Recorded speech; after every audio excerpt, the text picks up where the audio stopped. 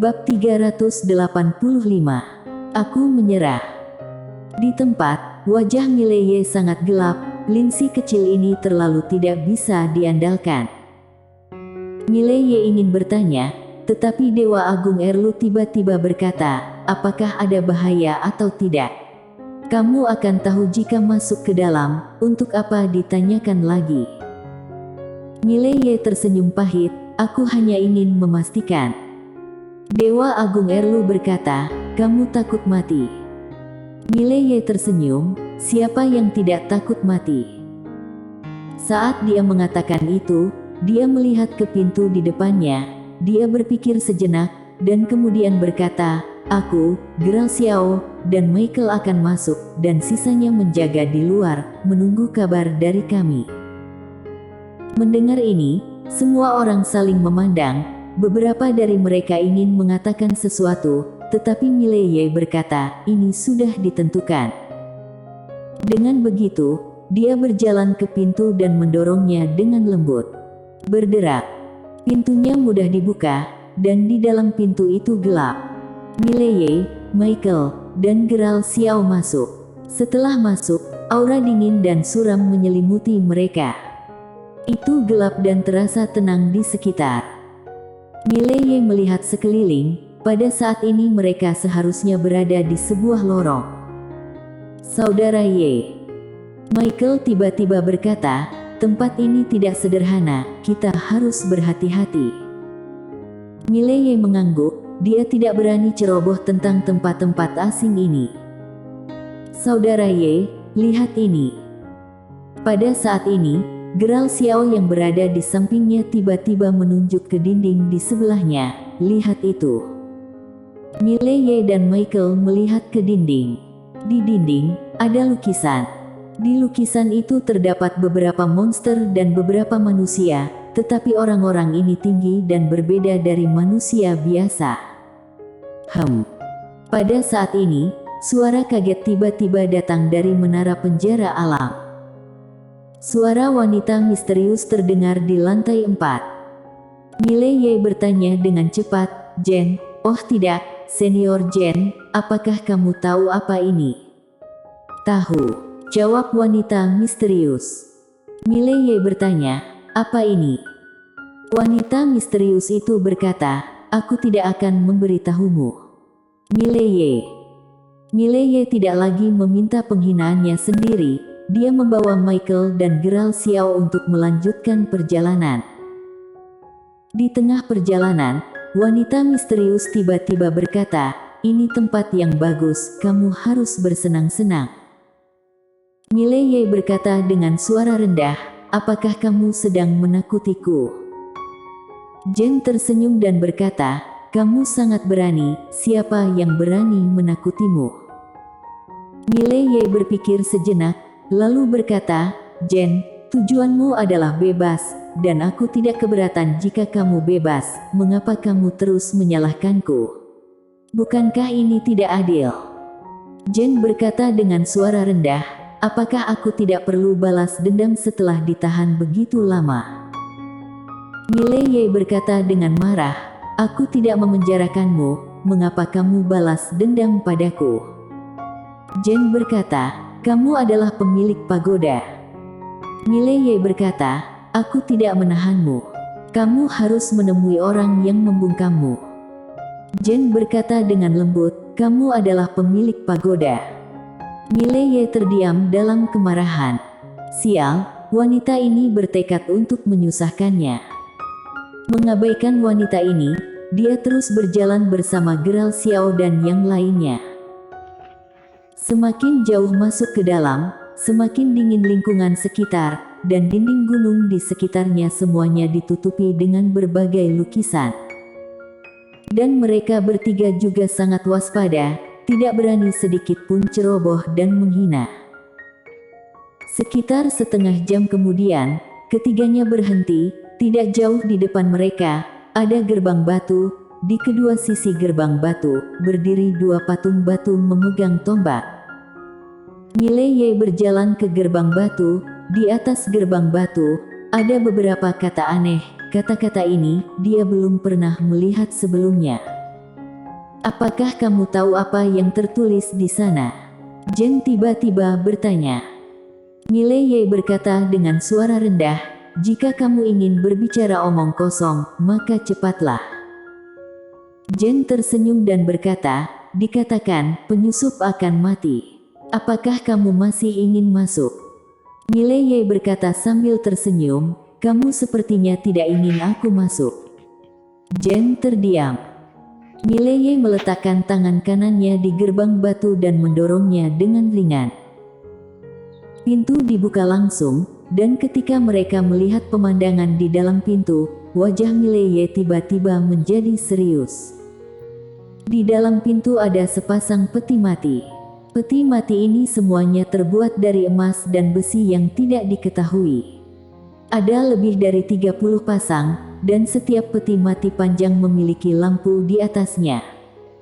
Ini. Di samping Mileye, Geral Xiao mengerutkan kening, ini semua peti mati. Pada saat ini, Michael tiba-tiba menunjuk tidak jauh, lihat sana. Mereka berdua mendengar suara dan melihat suara. Tidak jauh dari mereka, ada seseorang yang duduk. Orang ini berbeda dari manusia biasa. Dia setidaknya satu generasi lebih tinggi dari manusia biasa, dengan telinga yang lebih besar dan lengan yang sangat tebal. Ada tato aneh di sekujur tubuh. Michael berkata dengan sungguh-sungguh, apa sebenarnya ini? Geral Xiao menggelengkan kepalanya, aku tidak tahu. Saat itu, gerbang batu di belakang ketiganya tiba-tiba tertutup. Melihat adegan ini, ekspresi wajah ketiganya berubah drastis. Dan di kejauhan, pria yang duduk di kursi itu tiba-tiba mengangkat kepalanya dan membuka matanya. Matanya berwarna coklat, dia menatap lurus ke arah mereka bertiga, Mileye, dan mengatakan satu kalimat, Mileye. Mereka bertiga tidak bisa mengerti kata-katanya sama sekali. Pada saat ini, Jen tiba-tiba berkata, dia berkata, penyusup mati. Kamu akan mati. Mileye. Tidak jauh dari situ, orang yang duduk di kursi itu tiba-tiba berdiri, dan saat berikutnya, napas yang kuat tiba-tiba menyapu ketiganya. Terlalu mengerikan. Ekspresi wajah ketiganya berubah drastis, dan Mileye tiba-tiba berbalik dan menebas dengan pedang.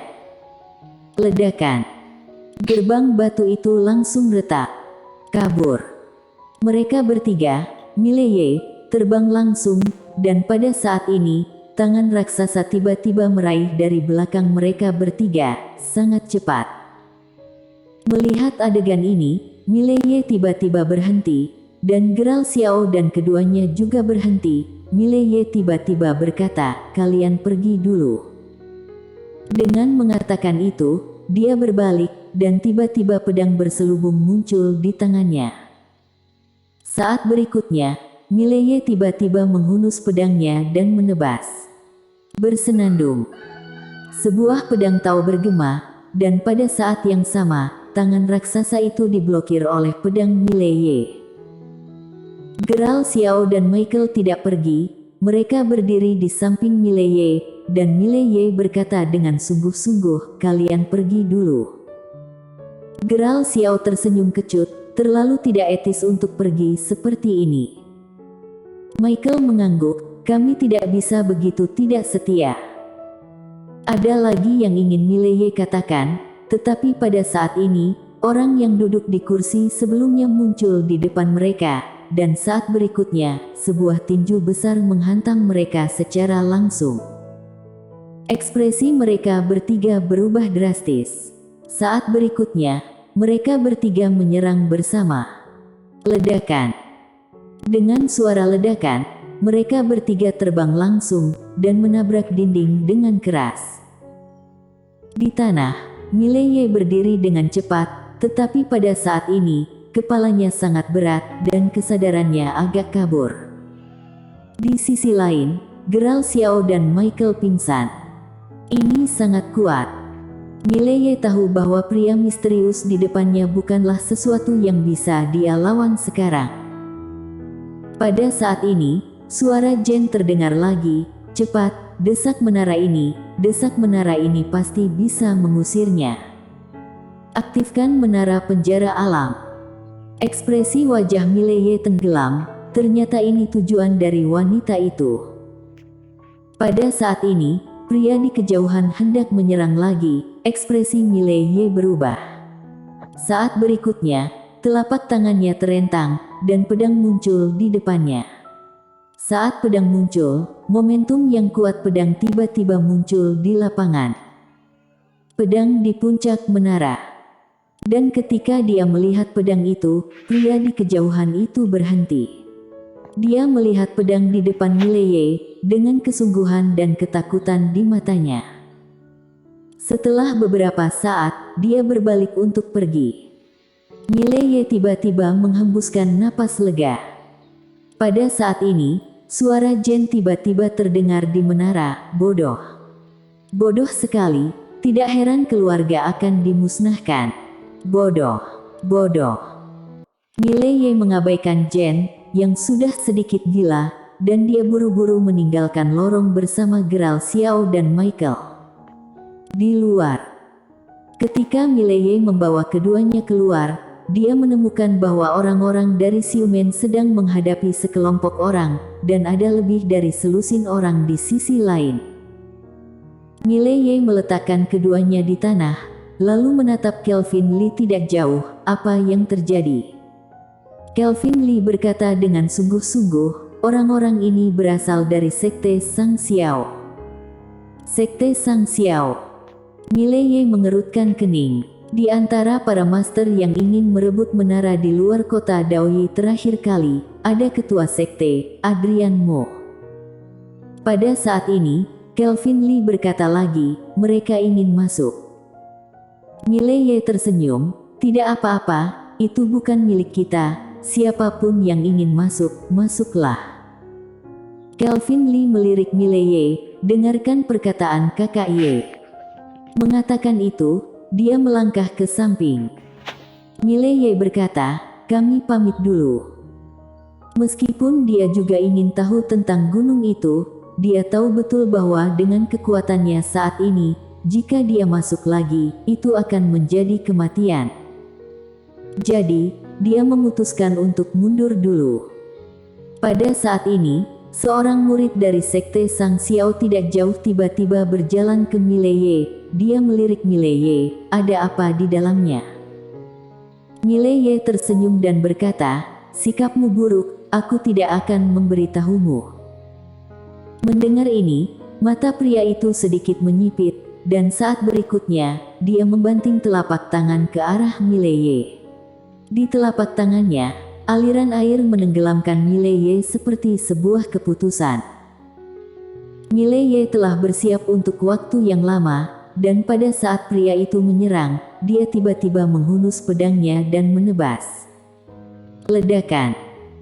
Di mata semua orang, pria yang menyerang terbang, dan ketika dia terbang setinggi ratusan kaki. Semua orang di lapangan tercengang. Mileye berjalan ke arah pria itu dengan pedang di tangannya. Pada saat ini, pria itu terbaring di tanah. Seluruh tubuhnya retak, dan darah mengalir keluar dari mulutnya. Mileye menunjuk pria dengan pedang, siapa yang memberimu keberanian untuk menyerangku? Pria itu menatap Mileye, jika kamu ingin membunuhku, maka bunuhlah, jika kamu mau. Pada saat ini, pedang Mileye tiba-tiba jatuh dengan tusukan. Ci. Pria itu langsung tertusuk oleh pedang Mileye. Melihat adegan ini, para murid Sekte Sang Xiao yang tidak jauh dari sana sangat marah dan bergegas menuju Mileye, sementara di belakang Mileye, Kelvin Lee dan yang lainnya melihat adegan ini dan juga langsung menyerang para murid Sekte Sang Xiao yang bergegas mendekat. Dalam sekejap, kedua belah pihak bertarung. Ketika Mileye hendak menyerang, dan pada saat ini, sebuah suara tiba-tiba terdengar di benak Mileye, jika aku jadi kamu, aku akan segera lari. Itu adalah suara Dewa Agung Erlu. Mileye hendak bertanya, namun Jen tiba-tiba berkata, untuk apa kamu lari? Kamu tidak harus lari, tidak akan terjadi apa-apa. Aku tidak akan percaya dengan omongan hantu. Mileye memarahi dengan marah, lalu berbalik untuk melihat Kelvin Lee dan yang lainnya tidak jauh. Jangan melawan, lari.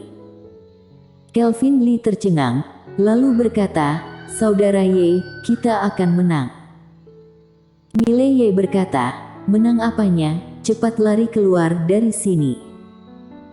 Melihat Mileye sepertinya tidak bercanda, Kelvin Lee ragu-ragu, lalu dengan cepat melihat ke murid-murid Xiumen di sampingnya. "Semuanya, ayo lari. Cepat." Mendengar kata-kata Kelvin Lee, semua orang tercengang, tetapi mereka tidak terlalu memikirkannya dan segera mengikuti Kelvin Lee. Melihat Mileye dan yang lainnya melarikan diri, para murid dari sekte Sang Xiao tercengang.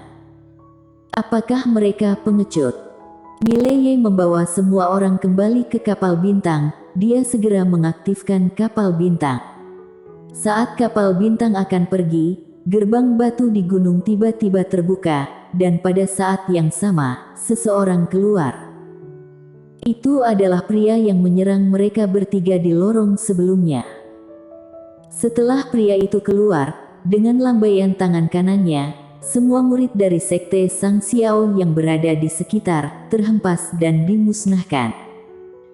Kemudian, pria itu menatap kapal bintang, tepatnya Mileye. Pihak lain sedang menatapnya. Pada saat ini, pria itu mengangkat tangan kanannya dan membidik kapal bintang.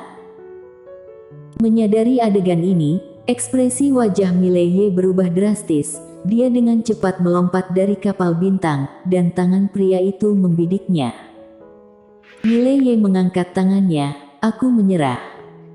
Di kejauhan, pria itu tercengang, dan saat berikutnya, tangan kanannya diletakkan. Bersambung.